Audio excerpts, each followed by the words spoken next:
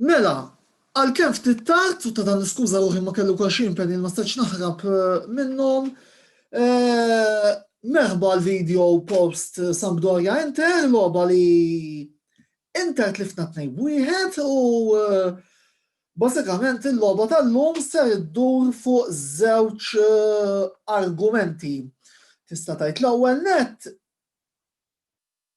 naħseb illi l-logħba intrebħet grazzi għal das-sinjur li għawarajja minnaħa ta' Sampdoria, Emil Audero illi illum naħseb ma konniex qed naraw il-Emil Audero, ma kon qed naraw reinkarnazzjoni tal-vari Dinozov, Benji Price, Lev Yashin, Francesco Toldo u Julio Cesar f'persuna waħda, il għaliex letteralment, speċjalment fit-tieni taqsima, labna lobu kontra l-Gowler, minnaħa l-oħra,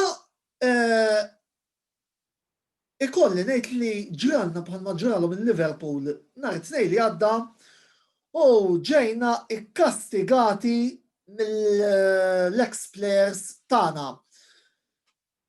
Dan għaliex il-goal scorers ta' Sampdoria llum appuntu kienu ħadd ħlief id-David Beckham ta' Ruma, kif kont lajtilu jien fl-4 snin li għamel magħna Antonio Candreva, u Keita Balde, illi kien magħna wkoll fl-istaġuni fil-18-19. U biex nkun onest magħkom, meta kont nitkellem ukoll ma' xi ħbieb tiegħi, kif rajt il-Candreva fil-ground battilhom messaġġ għattilhom l-aħwa teħdu wixbi kbira li waħħalulna. U tista' tgħid detto fatto wasal il-gow ta' Candreva, għattilhom smajtuha, għattilkom jiena. Aħna dal-affarijiet li jiskurja xi ex-player, jew kella li jiskurja xi player l-ewwel gow tiegħu fis-serje bħal m'għamel dak tal-Crotone, nikluhom lunch, nikluhom breakfast u nikluhom dinner. U barra minn hekk ukoll il-gow ta' Keita Balde kien gow tajjeb ħafna.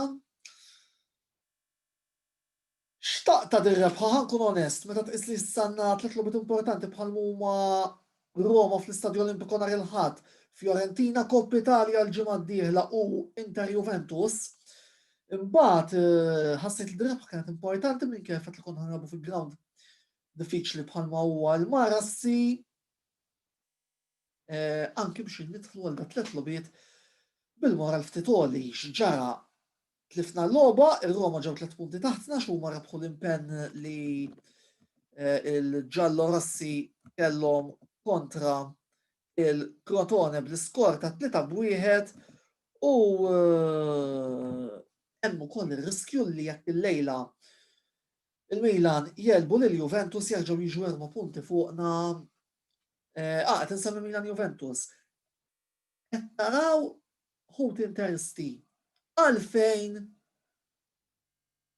ma kellkomx tkunu iffissati jew aħjar ossessjonati fuq il-logħba Milan Juventus għax issa x'ġara. Deżamuha fraskom, orajt, rridu naraw x'għamlu l-avversarji tagħna, naf li hawn ħafna minnkom lil Juventus jobogħduhom, jien mhux se niddejjaq ngħid, kulħadd jafhom is-simpatiji tiegħi u l-fatt li jiena l-iktar tim li ma tantx għandi grazzja tiegħi miegħu u sfortunatament it-tim l-ewwel fil-klassifika bir-rispett kollu lejn kulħadd. Imma l-ewwel il-logħba tal-Inter. L-ewwel x'se jagħmlu l-Inter. Għax issa kif ġew l-affarijiet, Milan Juve teknikament saret irrelevanti. Ħlief għall-fatt li jekk jirbħu l-Juventus jaqbżuna. Mhux jaqbżuna, skużawni. Jiġu qrib tagħna minn kien fatt li għandhom logħba nieqsa. Issa iżjed minn qatt qabel ir-riżultat ideali għal-lejla irid ikun draw. Mill-bqija ma tantx hemm xi tgħid, domanda oħra nixtaqt nistaqsija. How come il-penalty ma taħx Lautaro imma taħ Sanchez? Naħseb din hija domanda interessanti illi forsi iżjed milli Conte għax ħallih imma naħseb iżjed nixtieq nkun naf ftit ġerarkiji hemm fil-penalty takers meta Lukaku ma jkunx fil-ground. Għaliex orajt inkelli fiduċja f'Sanchez imma kienet deċiżjoni naqra kurjuża li beda anzi li l-penalty taħu u mhux Lautaro li kif kulħadd jaf kien on fire.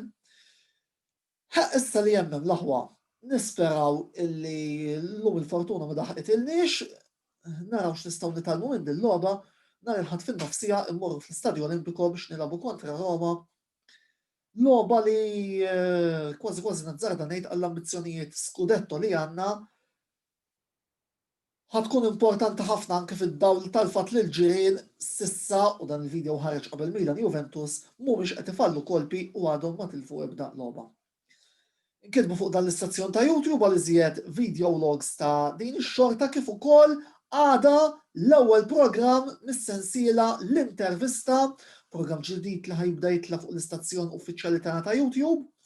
Għada se nkunu qed nitkellmu mal-kap eżekuttiv u mal-uffiċjal tal-stewards tal-kollaboraturi tagħna Velocity Esports Racing għandna programm ta' madwar 20 minuta li nistedinkom issegwu u fil-fatt ukoll wara dan il-programm għandna wkoll ġiex programmi skedati.